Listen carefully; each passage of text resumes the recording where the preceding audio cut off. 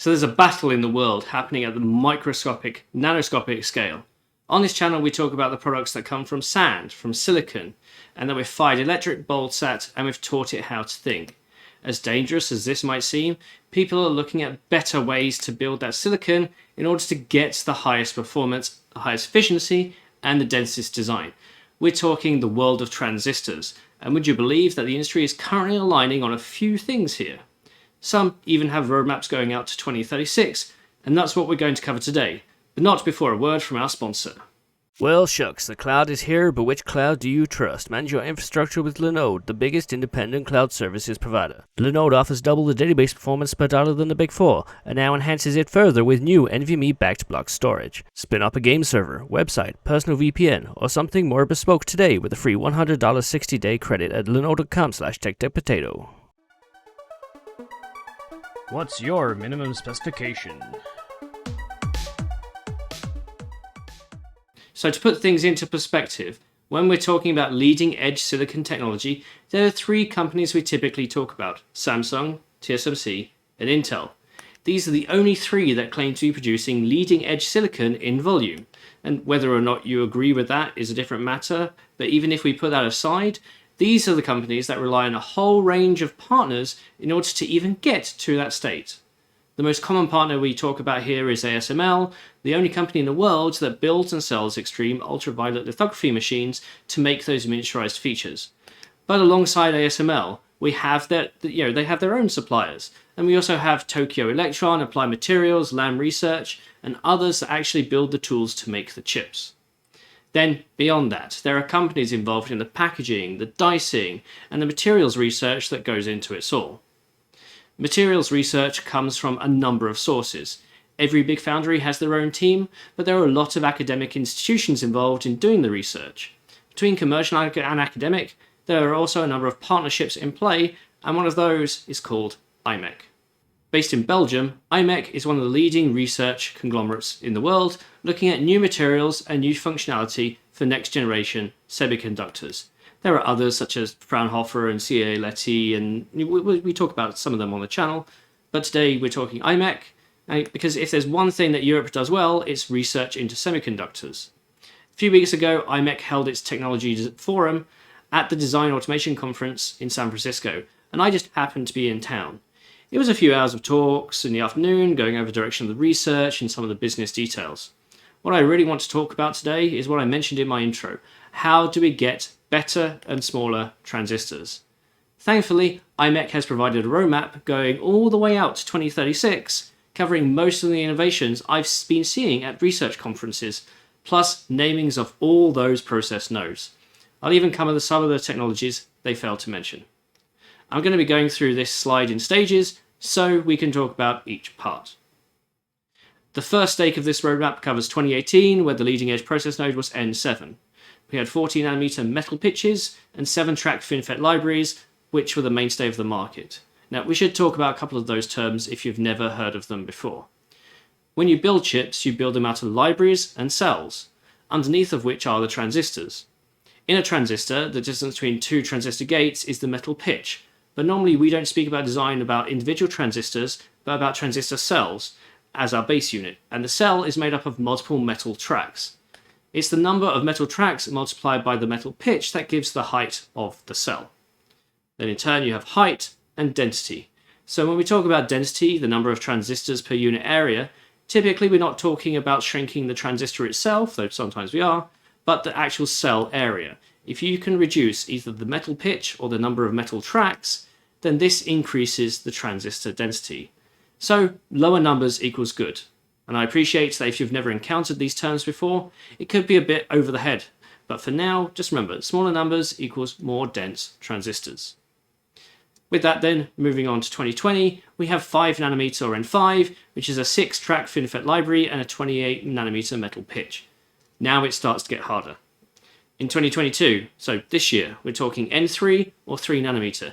This is still a 6-track FinFET library, but a 22nm metal pitch. TSMC is looking to high volume manufacture N3 starting this year. For the first future generation, as you already may know if you follow this sort of stuff, it's 2024 and 2nm or N2. This is the first gate-all-around technology, also known as nanosheets or nanoribbons. Metal pitch and metal tracks don't change much here, as the focus is primarily on that new technology. 2026, we change from nanometers to angstroms, and now nanometer is a billionth of a meter, whereas an angstrom is a 10 billionth of a meter. 10 angstroms make a nanometer, but aside from all that, you should know that these are simply names, not actual physical sizes. Focus more on the metal pitch and the number of tracks, not the N or A or whatever. But in 2026, imec is saying it will be the industry will be at the A14 node, with the main jump going from 6 metal tracks in gate-all-around density to 5 to increase density. Now notice we go straight to 14A here, because Intel chose to rename its equivalent N2 process as 20A. They're going from 20A to 18A, whereas imec here, which I don't think works with Intel anyway, is talking about 14A. So 2028, instead of going with gate-all-around transistors, imec is saying the industry will move to a variation of gate-all-around known as the Forksheet. Now the research on Forksheets today is well underway, but it's important to note that it's a denser version of gate-all-around. imec calls this the A10 process, and in a Forksheet, rather than having NMOS and PMOS transistors being physically separated in a 2D plane, and now we separate them with a barrier, which is a much smaller width than what the gap used to be. It means that in order to make the sheets, the etching profile has to be changed, which may make things harder or easier depending on the method. Come 2030, we get our 4th generation of what is essentially gate-all-around, the 2nd generation of Forksheet, and this seems to be mostly optimizations. That 16 nanometer metal pitch is a super small metal pitch. From here, I should point out that the roadmaps differ, whether you're speaking to imec, TSMC, Intel, Samsung, or whoever. There are a lot of variations past this point, but I'll start with what imec has here. In 2032, we move from Forksheets to what the industry is calling CFETs, and the C here stands for complementary. A complementary FET looks like a gate-all-around transistor, but it's actually stacked, because now we're stacking PMOS on NMOS, or NMOS on PMOS, whichever way round works. And this should theoretically double the density from a standard first or second gate-all-around design. Sounds like a win, but one of the key barriers to CFETs here is thermal stress. Now, in order to make some of these nanosheets, high temperatures are used in the early stages.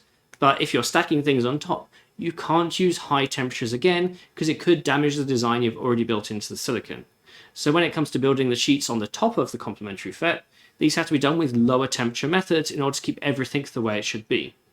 So far, really, I've seen Intel speak about a very basic CFET design in research, so it's clearly being looked at.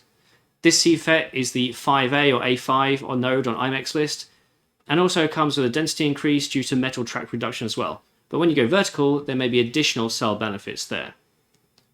In 2034, imec doesn't detail much change to the A3 node, and as you might imagine, we're 10 years away from that. And in 2036, this is where imec says it expects atomic level sheets to be used in designs. By atomic sheets, what we're really talking about here is 2D transistors.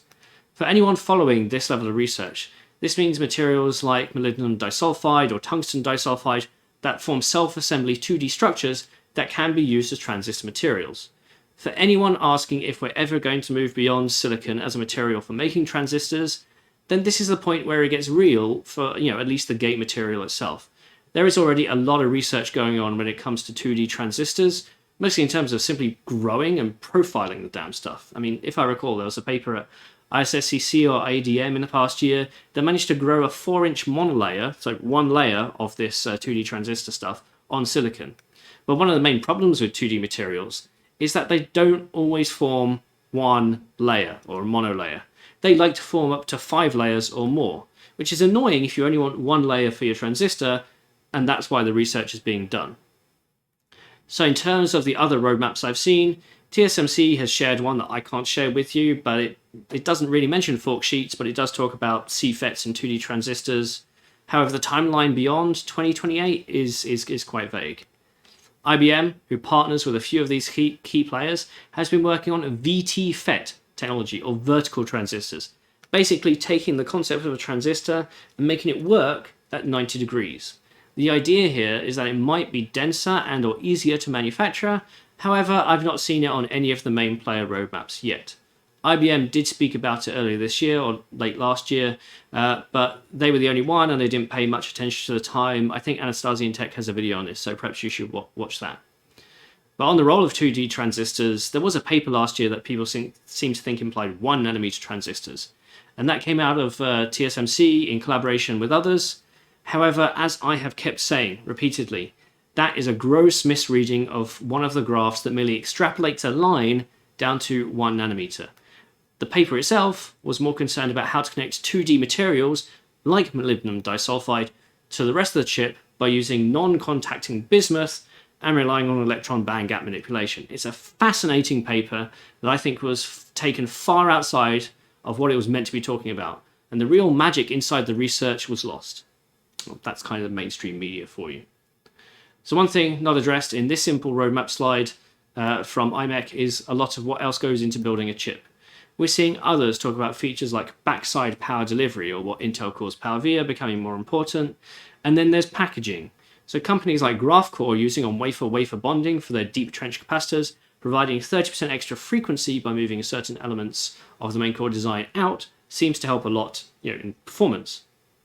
There's also the question of EUV patterning and what the post-EUV ecosystem might look like. I'll end this video by giving you a quick reminder. EUV was being talked about in the 1980s. Back then, it was called soft X-rays.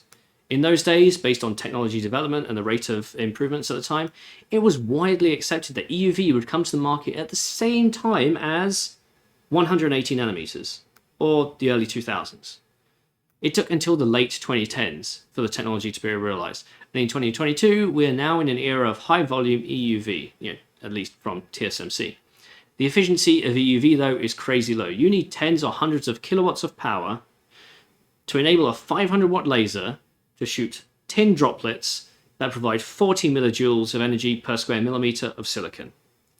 One of the main issues with EUV has been power, along with picometer accuracy, level mirrors, and masks and photoresists. So in that respect, I don't expect there'll be a new technology beyond EUV in my lifetime. Wow, that's depressing.